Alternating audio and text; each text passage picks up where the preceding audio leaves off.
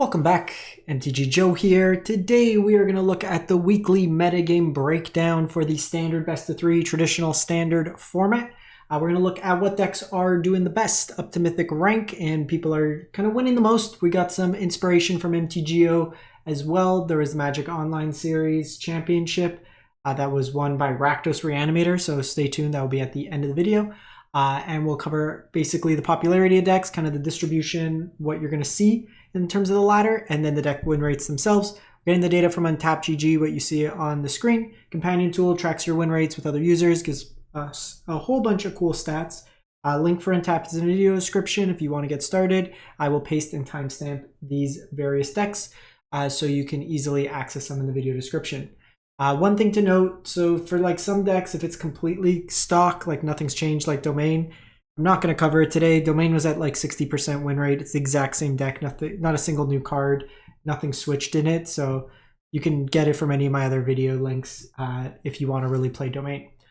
So let's jump into it. We are looking Diamond Mythic rank. Izzet Prowess is the highest played deck at 16%. Corey Steel Cutter is the hotness right now. Modern, a bunch of different formats. We have 8% for the Esper Self-Bounce, Mono Red at 8%, Oculus at 5.3%. There's also, we'll cover here, an Izzet Draw 2, an Oculusless Oculus deck that's doing really well. Domain at about 4%. Orzhov Control is 4%.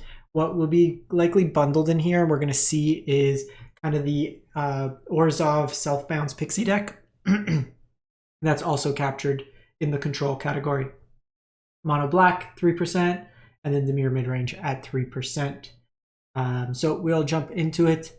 We are going to look at 23,000 games, Diamond and Mythic rank. So Mono Red is the highest win rate deck, 70%. This is basically the stock version. What I do want to kind of jump to is some of the versions that people are playing on MTGO that just haven't fully transferred over. And the card that's being played the most out of these decks in the Mono Red shells is Tursa Light Shatter. So this is seen play in some of the Pioneer lists as well. 3 mana, 3/3 haste basically can help clean up your hand. If you draw a lot of lands, you can discard it. But once you have 7 cards in your graveyard, it can start letting you play cards from your graveyard at random. So it's kind of a card advantage engine. This is in place of Swift Spear in the list. You still have your same kind of burn package in it. 1 fewer Witch Stalker Frenzy, 23 lands. With note that the Sunspine links in this version are on the side. Sometimes you'll see them in the main board. But that's kind of where it's at. We're also seeing Case at the Crimson Pulse. Really like this card against the bounce decks, the Grandier decks. Gives you an element of some card advantage. Be noteful, if this is the last card in your hand, trigger on the stack. If your opponent bounces it, they can force you to discard it. So just be mindful of that. But your full set of Witch Stalker, Torch the Tower, Litho Barrage, and Sunspine links. Sometimes you'll see Ghost Vacuum in the side of these lists as well. So it's all kind of dependent on what you want to hate in the sideboard. For Dimir Midrange, there's not too much innovation in terms of new, like net new cards. Fairy Dream Thief was showing up in a couple like leagues. Just another evasive 1-drop. It enters, you could surveil, kind of set up your turn, and then if it dies, if it's in your graveyard, can you just give you some extra utility? But otherwise, it's just your kind of tempo-oriented bounce deck. It's like not fully self-bounce. You have Kaido to kind of get some value, but just mid-range, good stuff. Draw a bunch of cards often during Curiosity. Sideboard, just your sweepers, like nothing's really changed here. It's been pretty stock. Various removal options like X Command, Malicious, Anoint, Hand Hate, Graveyard Hate, cheap counters, Fairy Mastermind versus the Beans deck. Urtai is kind of a counterspell removal all in one, and then like Shelly for the Grandier matchups in there. Esper Self-Bounce, 68%. So the big card here that they got is Sun Pearl Kirin. So this gives you access to another bounce effect. If you bounce token, then you get to draw a card. So with the, say, Cursed token, you get to draw a card. But just trimming on the number of Fear of Isolation, this doesn't have the downside of having to, like, worst case, pick up a land.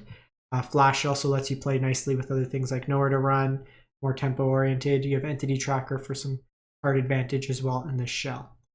You have Grimbauble as just cheap removal, Destroy Evil, Big Things, Enchantment Hate, No More Lies, cheap counters, Rest in Peace for graveyard decks, Witch of Vanity as another kind of destroy something small, pick it up for value, Lauren, Artifact Enchantment Hate, and stock up for the Grindier matchups.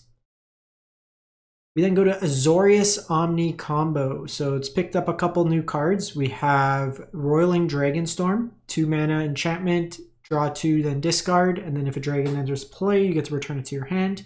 Also playing Meringue River Regent, 4 mana for Omen. So Omen's kind of like Adventure, but instead of going to exile, it shuffles back into your library.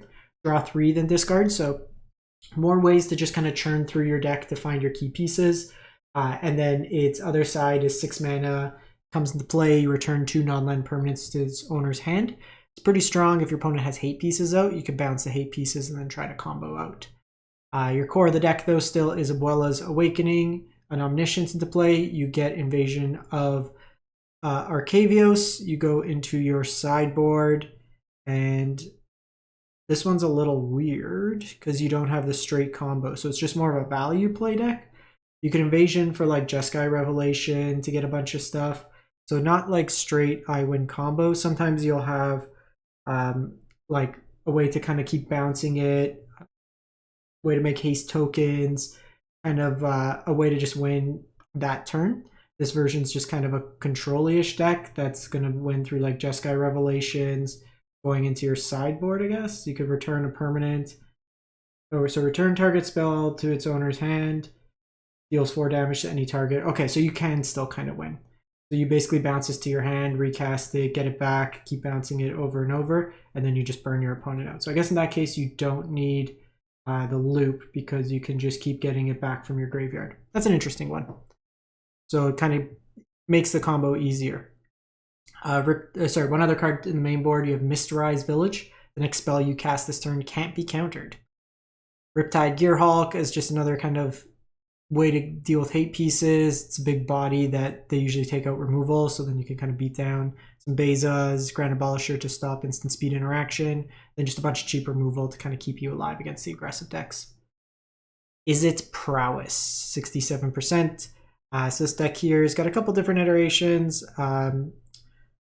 Stock up's kind of the refill. Some of these lists, instead of the Ren's Resolve more common, it will play Sleight of Hand. So that's probably where you want to be, but the core of the deck is around Corey Steelcutter, casting 2 spells. You get Monks, really strong against removal decks. I was trying a Alchemy version with the Chorus cards. I went 7-0 in an event in like 30 minutes.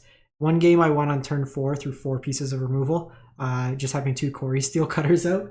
It's making like a ton of bodies. You have the Burst Lightning, you have Monstrous Rage. This version here, you'll usually see doesn't look like the best version, actually. Sec. Because they mostly play...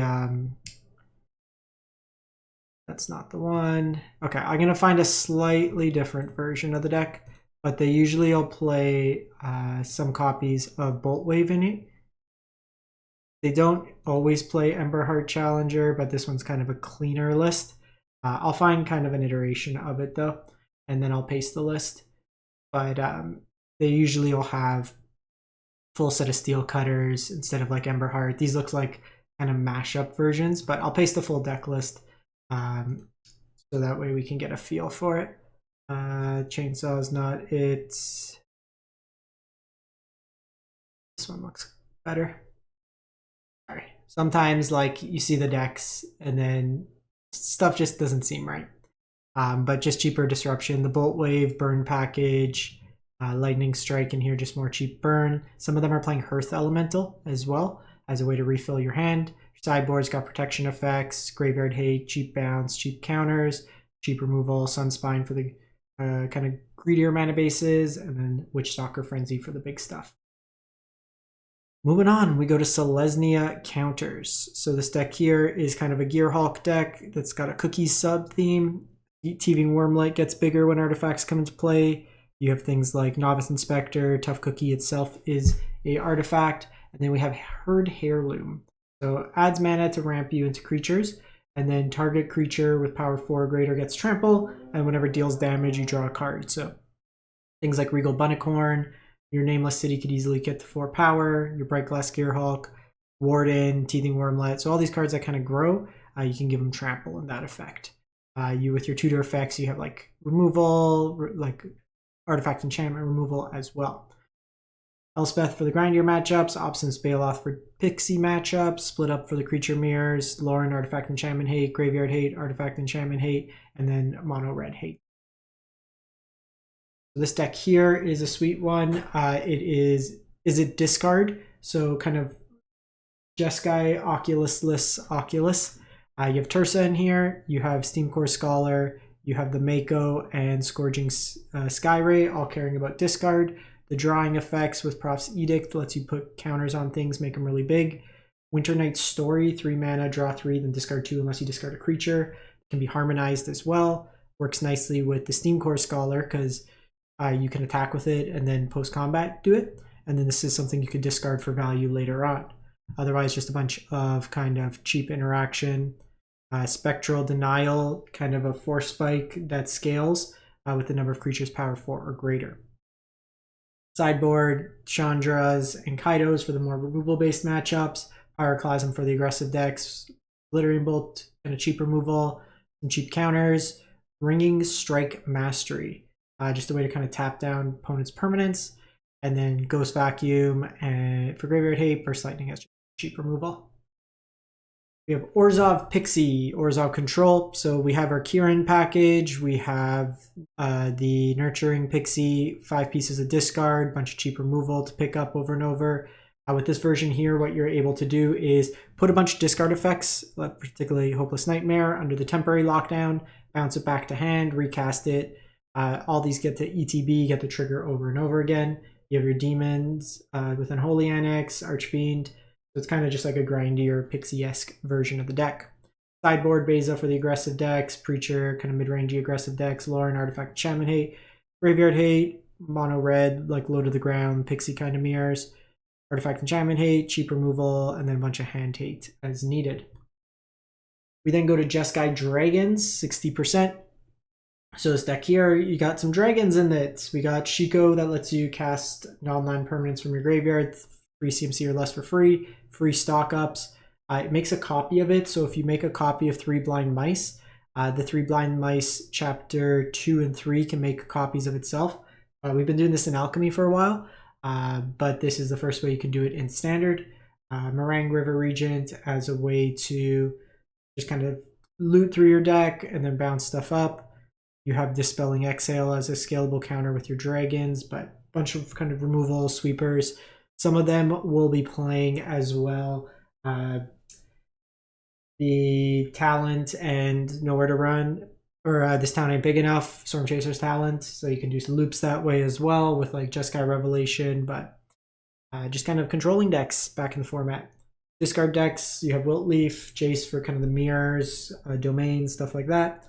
Beza's aggressive decks, activated abilities, sweepers with split up, Conceal's flanker, flash threat to deal with graveyards, negate as cheap counters, lightning helix is more removal that can gain you life, and then authority for the aggressive deck. Rakdos Leyline, so 56%. So this deck is basically the same, but it's picked up Desperate Measures. This is a way that just gives this deck a little bit more card advantage. So in the face of your opponent removing a creature, you could draw 2 cards, or plays nicely with the fling effects. Gives you some added power, but then you fling and then you get to draw 2 cards, potentially more with the Leyline of Residence out. Your sideboard, you got Sunspine Links, you have more Leylines to be all Leylines for the graveyard decks, sweepers for the kind of go wide strategies, Torch as cheap removal, Duress for hand hate. And then lastly, so Jesse Hampton just won the Mox this afternoon, the Standard Magic Online Championship with Rakdos Reanimator. So this is their list here. So you got cheap removal or cheap spells like Hand Hates, you have cheap removal, Valgavoth's Faithful, as well as Zombify as a way to reanimate. You have Bitter Triumph, Fear Missing Out, Tursa, and the Liana, along with Overlords, put cards into your graveyard, and you're bringing back Atraxa, Itali, or Valgavoth. You get to kind of recast stuff as well, fill your graveyard, kind of a turbo Tursa deck. Get extra combats with Fear of Missing Out. Your sideboard, you have sweepers that can also deal with a lot of the common artifact hate. Against graveyard decks, you have like Chandra, Preacher, so you can kind of just shift out of the graveyard focus if needed. And then just cheap removal, Hand Hate, Sweepers for the like the Mice deck, Graveyard Hate, and then Shieldred for the heavy draw decks. So that's it for the week. Let me know what you've been playing, what you've been liking, and we will catch you next time. Thanks for watching.